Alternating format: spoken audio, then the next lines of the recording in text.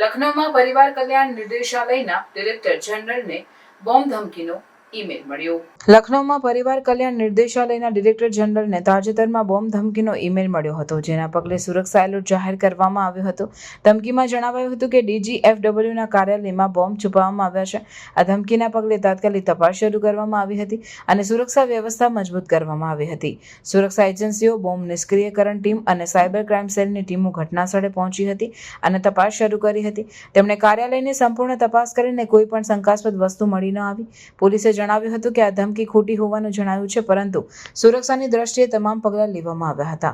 આ ઘટના ઉત્તર પ્રદેશમાં બોમ્બ ધમકીના ઇમેલ્સના વધતા વલણને દર્શાવે છે.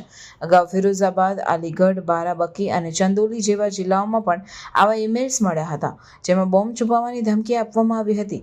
તેમ છતાં તમામ જગ્યાઓ પર તપાસ બાદ કોઈ પણ ધમકી સાચી ન હોવાનું સામે આવ્યું છે.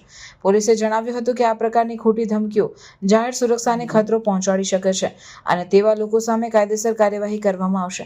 તેમણે લોકોને અપીલ કરી છે કે તેઓ આવા ખોટા ઇમેલ્સને ગંભીરતા સાથે ન લે અને પોલીસને તરત જાણ કરે.